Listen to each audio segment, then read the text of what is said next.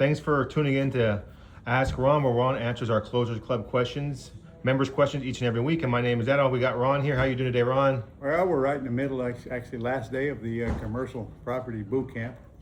Got some pretty smart people in the room, at least a few. Okay, so we're having a good time. All right. Weather's beautiful outside. Yes, sir. What Sorry. What more could you want? All right, so just a reminder, if you have any questions you'd like to ask Ron, make sure you're a Closers Club member. You can get all the details at reclosersclub.com. And our first question is Michael in Oregon. Ron, I just sold my house for cash and I'm not sure where to get a copy of the deed. Where do I find it? Why do you even need one if you sold it? That's my first question. It's gone, but it's a matter of public record as soon as they record it. And or whoever closed it should ask them to send you one, which is their responsibility anyway, actually. Yeah. Send you your closing package. That's the first place I'd go. And Okay. of course they got it. Yeah. All right, next one, Phil from Texas. I'm looking at a subject to purchase and want to make sure I have my numbers right. The loan statement shows a balance of $236,000 and the loan is $25,000 in arrears. If I bring the loan current at closing, does the $25,000 get subtracted from the balance, or is the total I'm actually taking over is the 236 plus the 25? That's either yes or no. That's one of the things you got to find out before you close. In fact, I would have found that out before I got off the first call with a seller. You know, how far arrears are you?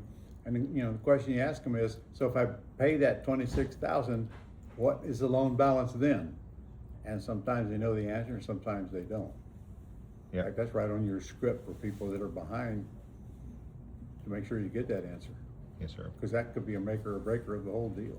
Yep. All right, Kevin is also here in Florida. He's working, or he has a 7-year lease option on a $625,000 home in Orlando. After 3 months with no tenant buyer, the seller agreed to try owner financing on a wrap instead.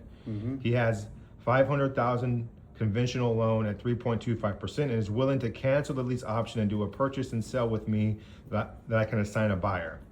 So should I assign my purchase and sell agreement to the buyer right away and send him to an attorney or a title company to close the wrap itself? Or should I bring everything to one closing and do the assignment and wrap at the same time?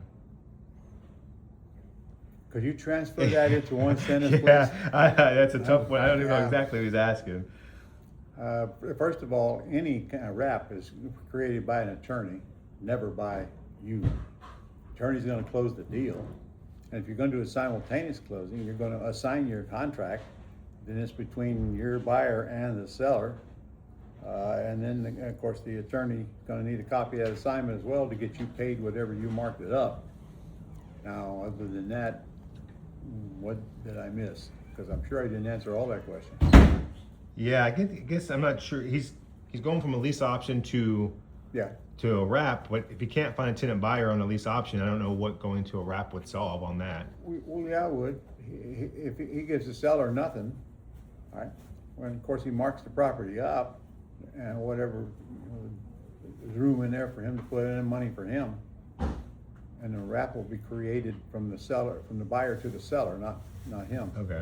In other words, he's just assigning his contract and getting a fee for doing it. Yeah. And he's already got a lease option agreement, so I'm not worried about him doing it without an equitable interest in the property. Yeah. So in other words, I'm saying you can go from a lease option selling it on a wrap, but the seller's got to, of course, deed the property to the new buyer. Gotcha. Lease option becomes dead. I got you. Okay.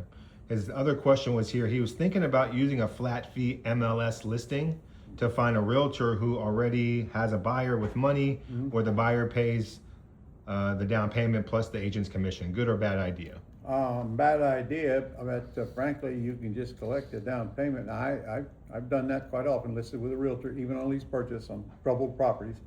I give them 25% of the front end money that we collect.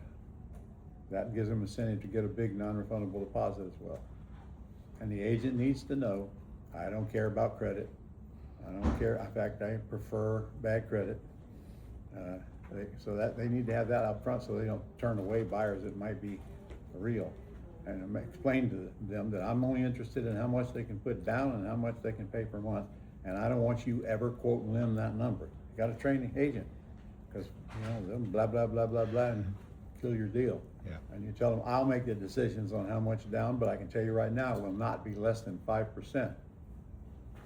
Now, if you bring me an offer that's got 5% in it, I'm going to assume that you told the buyer that.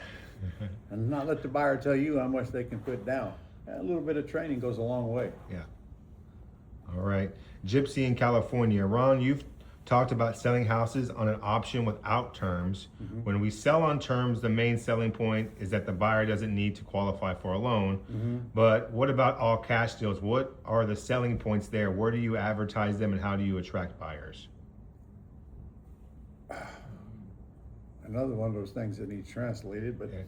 if you have an option on the house, you can get a buyer for the house. Option means you're not collecting any payments, you didn't put anybody in the house. And then you can get a buyer for the house, collect the fee just like you would a wholesale, except you're selling it to owner occupants and not to realtors. Now, what was the rest of that question that I missed? Where do you advertise them and how do you attract buyers? If you're looking for a cash buyer, you advertise the same places. The Facebook Marketplace is a must. And then there's the site that you can put it on, or it goes out to other sites. What was the name of that site? Yeah, there's like Turbo Tenant. We'll put it out to Turbo everybody else. Zillow would probably be your spot, especially for cash buyer. Maybe Yeah. some investment groups online, potentially find a landlord or something. Yeah. All right, Becky from Tennessee. She has 2 questions about Roth IRA. The first one, I want my Roth to buy a property wholesale and then move it to an end buyer through a double close, but my Roth doesn't have the funds to purchase it outright. Is it legal for my Roth IRA to be on the purchase and sell contract as the buyer, then have the end buyer purchase it at a higher price at the same closing? The answer is yes, but I don't want your IRA on the contract. I want the LLC that your IRA owns on the contract, and then it's flipped like any other wholesale deal. And you do not have to buy it first unless, I'd have to know what state you live in before I open my mouth on that one. Most states you do not buy, you just sell the contract. That's what Adel and I do. Sell the contract, never take title to the property. Yeah. But your IRA, the LLC that owns your IRA needs to be the one on the contract. And then the money's got to go into the IRA, not a dime of it goes to you. All right, second question, is it legal for my Roth to purchase one of my LLCs that currently holds No. a property? Absolutely not. If you have any interest in any property, the IRA can't touch it. Okay. Last one here, Phil from Texas. On a seller finance deal, either subject to a wrap, if the seller's required down payment is high, but the monthly cash flow and equity spread are attractive, would it be acceptable to bring in a short-term private lender to cover that down payment? I don't know where you're gonna get a private lender that covers the down payment, because that's the top 5% or so of the value of the property, and the answer would be no on that. But if, somebody that wants to put up the money and knows what the underneath one is, they're doing it more lending it to you than they are on the equity of the property. But I'll tell you, that's a very dangerous loan. Very dangerous loan. Adel and I both know that. That property could come down before you sell it, and there will be no equity left in it, and literally you could owe more money on the property than it's worth. I've had that happen in 3 properties here in the last 6 months. So I would not do that. I would not do that. If they insist on the down payment, I just would pass.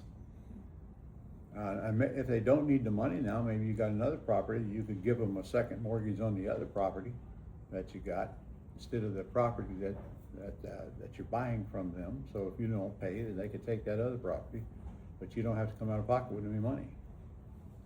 All right. You think they understood what I just said? I think so. I think I got the idea. I think Phil's a smart guy. Well, that's a good test. Well, that was our last question for today. Yeah. That was? That was it. Okay. I'll see you next week, guys. I'll see you next week. Go out there and get something done between now and then. And please keep your questions coming. And I answered some of these myself, but then some of them we answer right here. So you want to tune into this every single week.